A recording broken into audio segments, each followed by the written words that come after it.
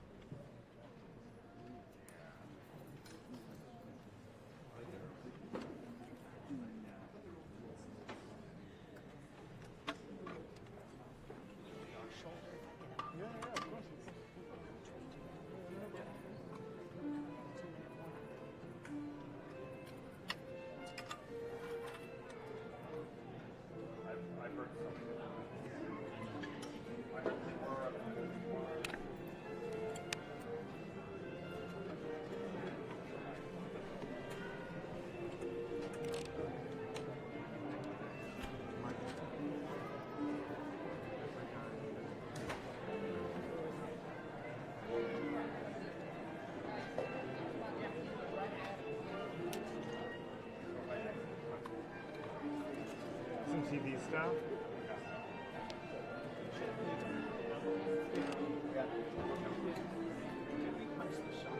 I did. It's everything's going out. I remember we were talking about It's not punched. Everything's wet? Oh, yeah. Yeah, those rules are I got out. a lot down wide right now. So there's set.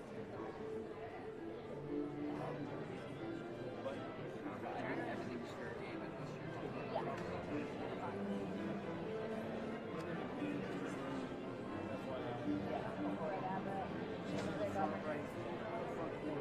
Yeah, I saw her.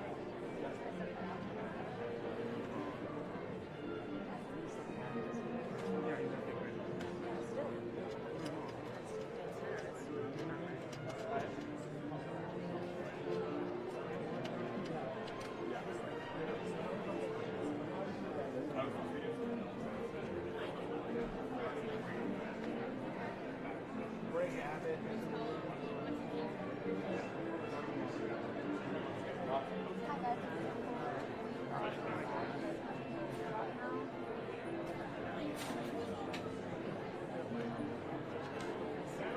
I am efforting a 2-minute warning. I will let you guys know.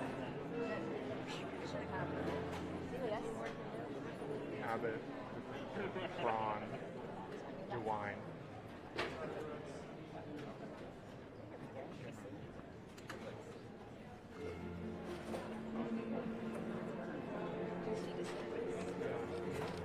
In the second row, third in. And Kim Reynolds is next to him.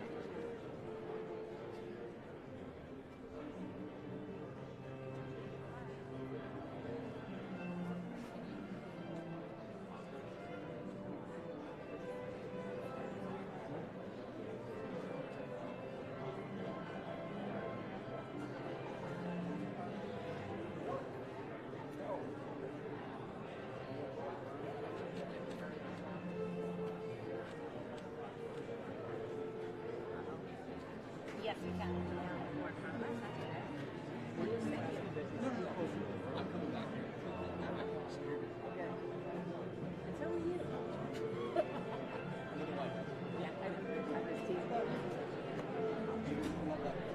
Ask him where he'll be when you sign. Where will you be when you sign it? Like right here. Like here? Here. Right here. Okay.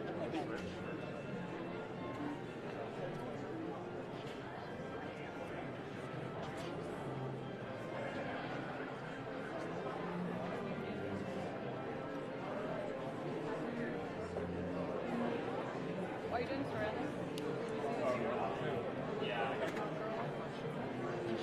She's over there. She was already in here when we got in. It was just kind of weird.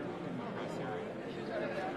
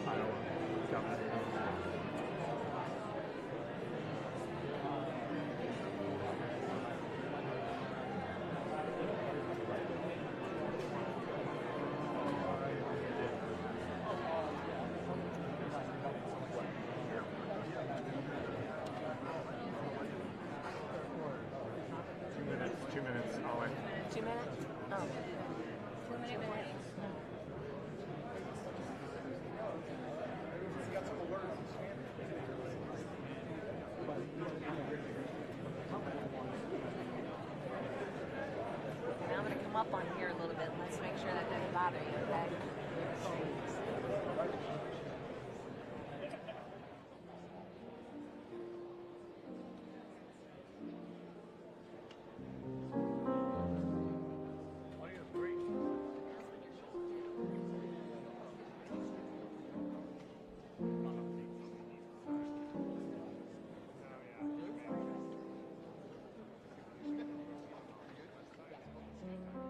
Now, how about you?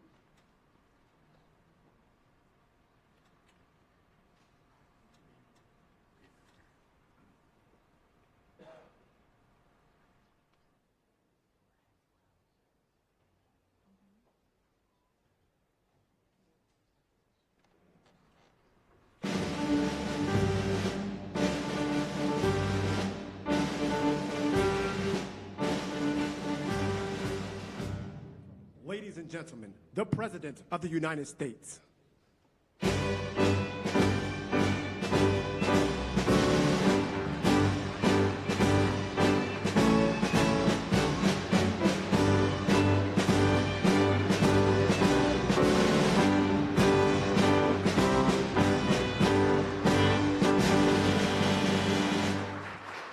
Well, thank you very much.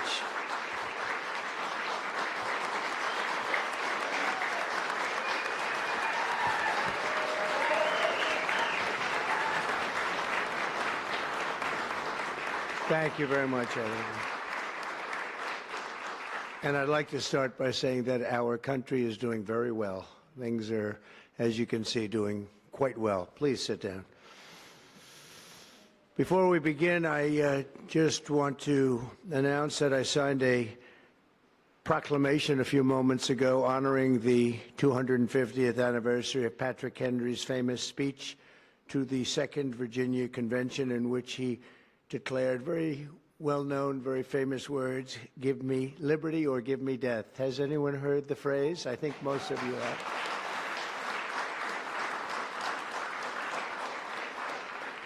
And moments ago, I also signed an executive order to dramatically increase production of critical minerals and rare earths. It's a big thing in this country, and as you know, we're also signing agreements in various locations to unlock rare earths and minerals and lots of other things all over the world, but in particular Ukraine. We're doing very well with regard to Ukraine and Russia. And one of the things we are doing is signing a deal very shortly with respect to rare earths with Ukraine, which they have tremendous value in rare earth, and we appreciate that. And we spoke yesterday with, as you know, President Putin and President Zelensky, and we would love to see that come to an end, and I think we're doing pretty well in that regard. So hopefully we could save thousands of people a week from dying. That's what it's all about. They're dying so unnecessarily, and I believe we'll get it done. We'll see what happens, but I believe we'll get it done. Today we take a very historic action that was 45 years in the making. In a few moments, I will sign an executive order to begin eliminating the Federal Department of Education once and for all.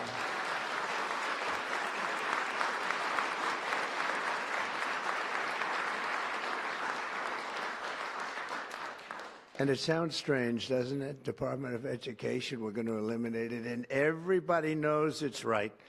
And the Democrats know it's right, and I hope they're going to be voting for it, because ultimately it may come before them, but everybody knows it's right, and we have to get our children educated. We're not doing well with the world of education in this country, and we haven't for a long time.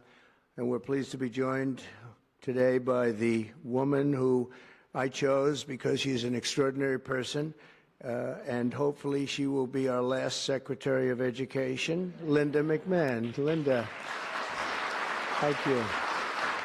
Thank you very much.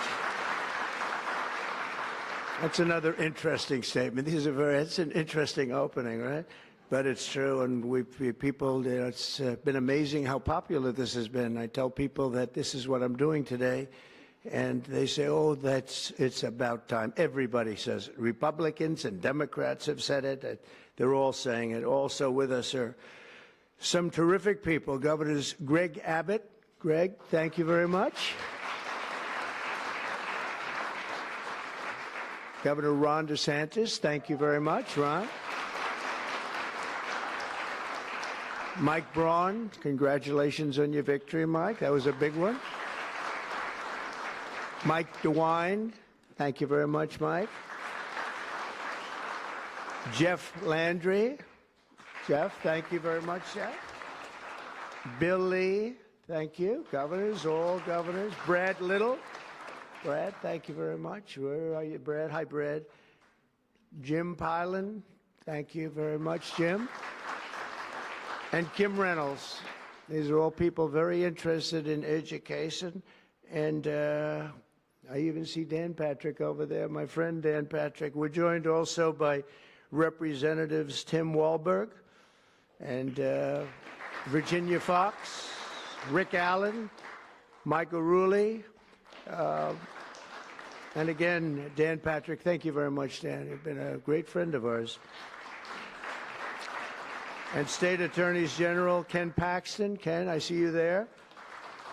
Andrew Bailey. Andrew, what a job you've done, Andrew. You have some good cases going. You've done a great job. Thank you very much. And co-founder of Moms for Liberty, Tiffany Justice. She's been a hard worker. Thank you.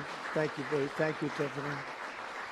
When President Carter created the Federal Education Department in 1979, it was opposed by members of his own cabinet, as well as the American Federation of Teachers, the New York Times editorial board, and the famed Democrat Senator Daniel Patrick Moynihan.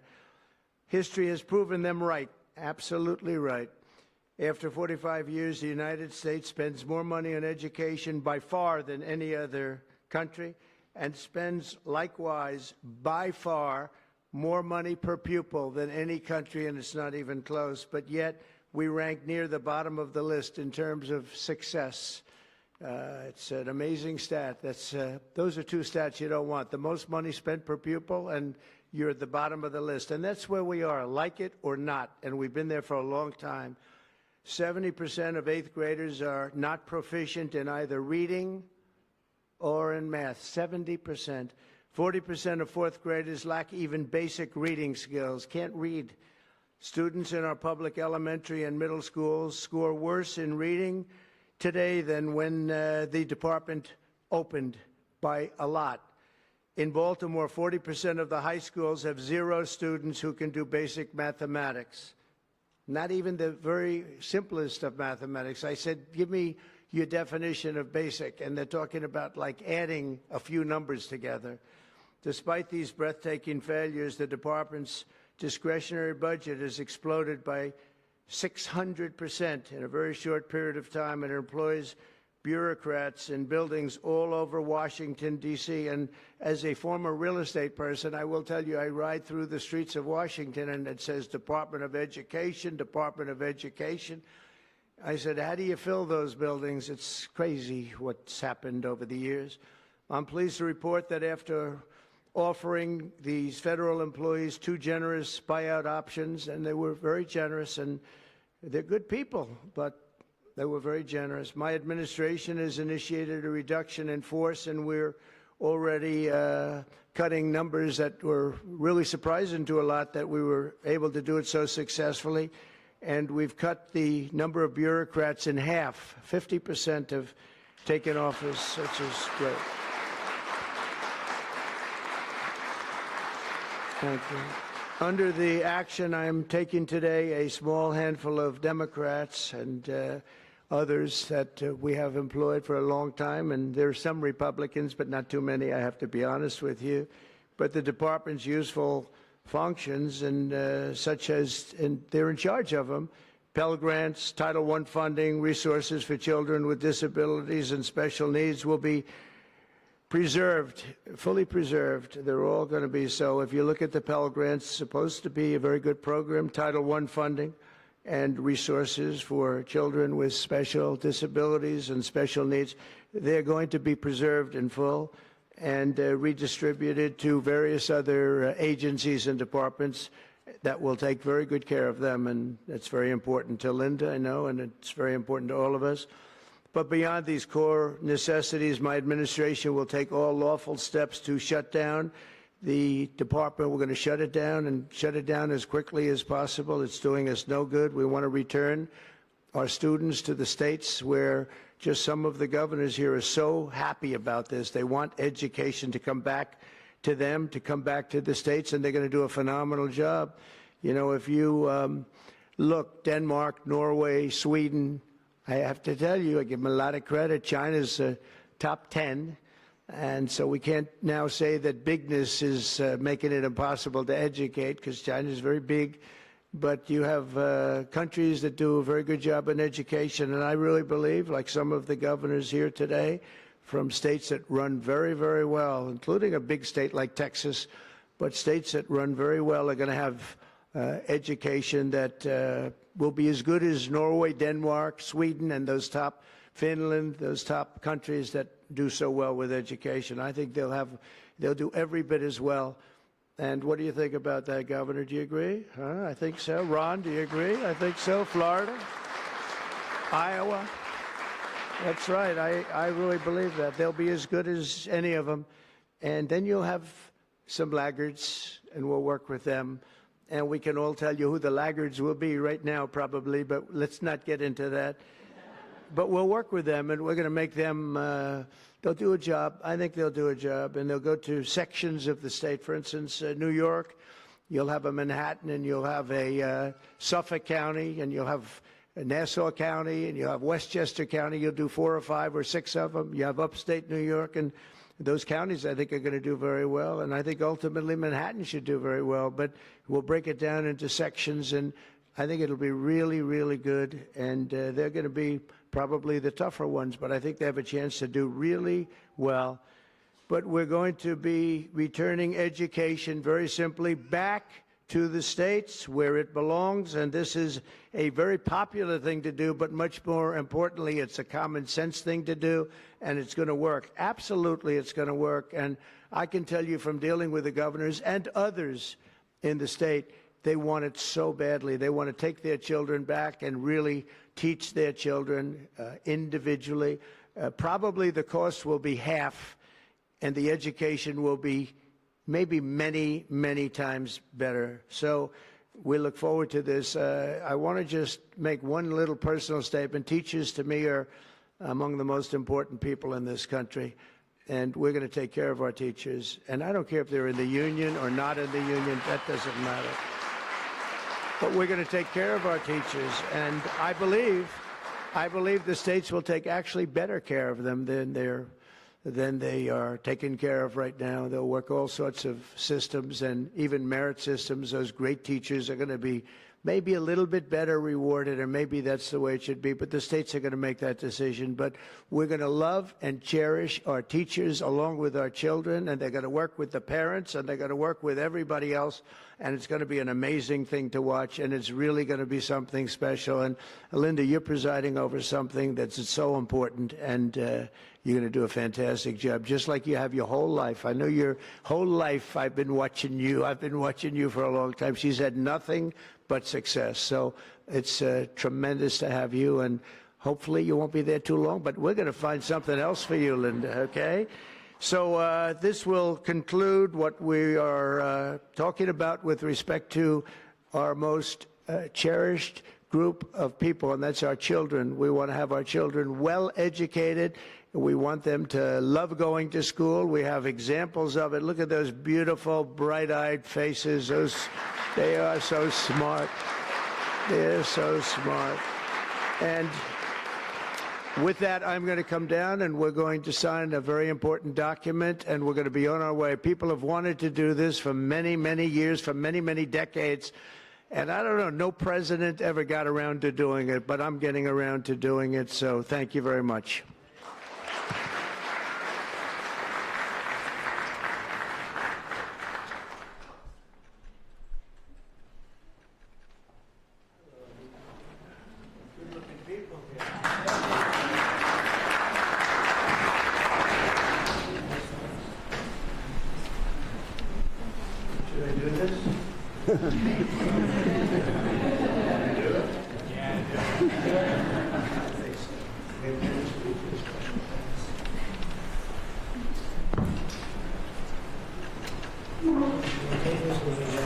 It was very lucky. I signed another document that turned out to be very good for the country, and I said, let's use that same pen. I don't know, is anybody superstitious? Ron, are you superstitious? Let's use that same pen.